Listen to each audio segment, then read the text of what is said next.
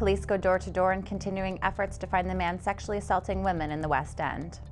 A woman connected to the death of rapper Anthony Spencer has turned herself in, and the Nobel Prize in Literature has been announced. Humber News starts now.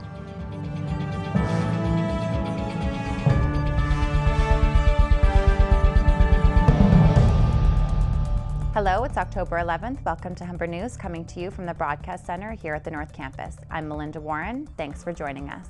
And I'm Kristen Andrews. Ahead on our show, we have all your news, sports, and entertainment highlights, as well as your 5-day weather forecast. But first, Melinda has our top story. Police were interviewing homeowners in the Bloor Christie area Wednesday evening looking for information regarding the ongoing assaults in the neighborhood. Claire McCormack has more. Residents in the Bloor Christie area have been on alert since the attacks started this past summer.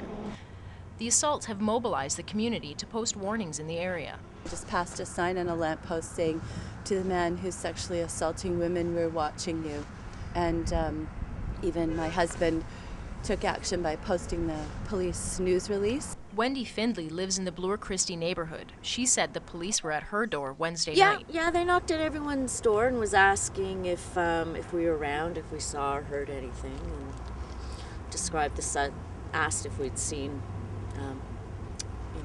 young, stocky black man. Police say they will be releasing a composite sketch of the suspect once interviews with 3 recent victims of similar assaults are completed. Police believe the similarity in attacks may point to a single suspect, but some women are expressing frustration with the lack of information provided to them. But no one really knows. We just know that he's attacking people from behind. So when you're walking in the dark, you're constantly looking over your shoulder, which is really annoying. You feel sort of held hostage by it, I guess. While many women who live in the Bloor Christie area are taking steps to be safer, things like taking a taxi, walking with their dogs, or walking with friends, police in the area are still looking for a person they describe as male, black, aged 25 to 40, clean-shaven, and with short hair. Claire McCormack, Humber News. A 19-year-old woman stopped by police after a botched robbery led to the murder of an aspiring rapper has surrendered to the police. LaPrincia Palmer has been wanted since February when a national warrant was issued. Palmer allegedly played a role in the murder of Spencer at a recording studio on Brimley Road.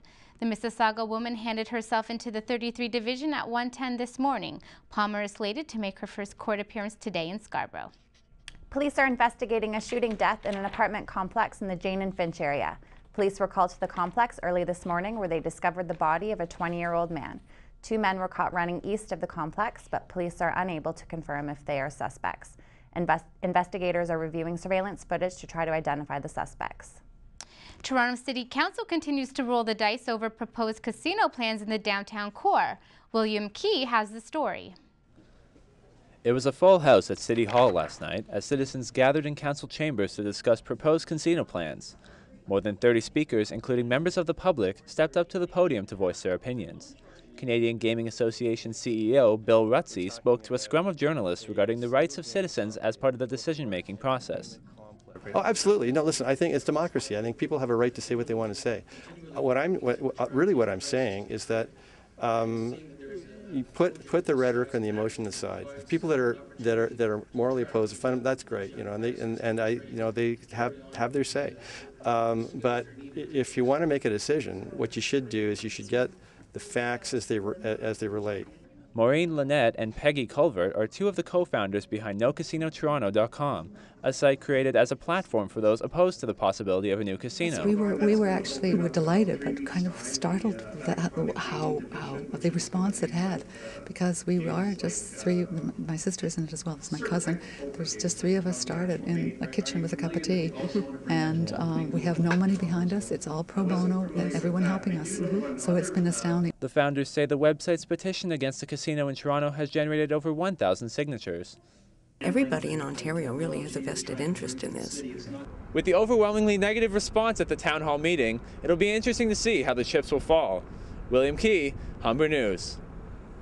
Unions representing Ontario public school teachers are taking action in court today. Teachers are challenging the Liberal government's legislation to freeze wages. The unions say the bill takes away the teachers' rights to bargain. Ontario Education Minister Laurel Broughton says the government is confident the legislation is constitutional. However, the unions say this could set a dangerous precedent for legislation facing other public sectors. The Liberals recently unveiled a proposal to freeze wages of workers in hospitals, colleges, provincial agencies, and civil services. The latest version of the popular internet browser Firefox has been pulled due to security concerns 1 day after it was released. Mozilla Director of Security Michael Coates says the 16th version of the web browser has a security vulnerability. Hackers were able to see what website users had visited and see the private search information. Mozilla had planned on shipping its latest update today. Coates also says when the 16th version is fixed, users will automatically be upgraded to the newest version. Student tracking devices have been introduced to 2 Texas high schools. The Student Locator Project tracks students through a student ID card embedded with the radio frequency identification chip, essentially a tracking chip. Without the ID, students may be denied access to common areas such as the cafeteria or library. The project launched at the start of the month despite protests from parents and students. It's slated to expand to over 100 schools and almost 100,000 students. When we come back, we'll have more news from across the country and around the world. Tyler Hunt will have the sports news, and we'll have your weather forecast with Clover Sterling. There will be sunshine today, but don't be deceived. It will not last. Coming up, your complete 5-day weather forecast after the break.